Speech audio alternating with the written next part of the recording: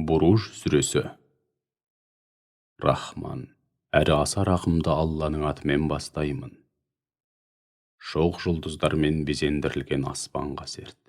Уәде етілген күнге, қиямет күніне серт. Куә болушыға, һәм куәлік етілген нәрсенің бәріне серт. Отты ордың иелері құрысын. Олар онсыз да құрыды. Олар ор қазып, оны отқа толтырғандар.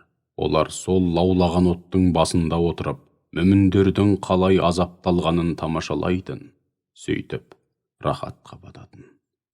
Олардың мүміндерді мұншама азаптауының бір ғана себебі, олардың азиз, бәрінен үстем әрі ұлық, хамид, бар мадақ пен шексіз шүкіршілікке лайық болған, Аллаға иман келтіргендігі еді.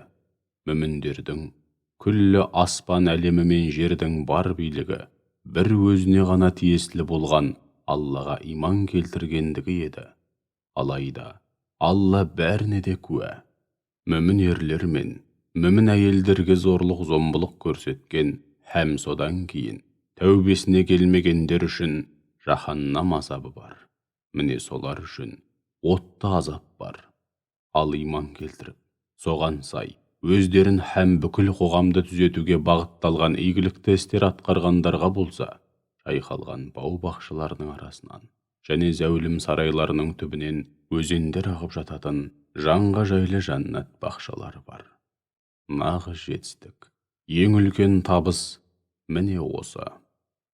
Раббыңның бас салып азаптауы шүбәсіз өте жаман.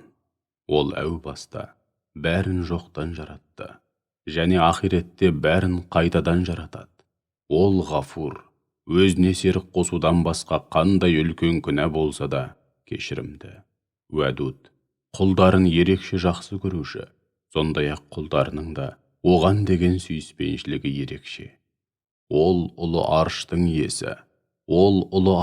иесі, Мәжид, аса мәртебелі, қалағанын істеуші, және қалағанын қалауынша жасаушы. Саған әлгі әскерлер жайлы хабар жеткен беді. Перғауынның және Самуд қауымының хабары жеткен беді.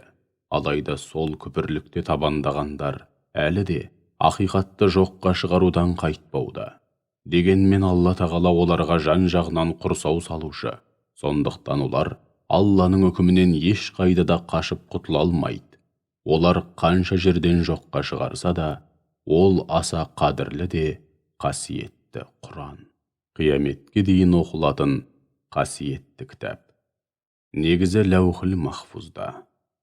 Жалған атаулыдан мүлдем ада Алланың қорғауындағы кітап.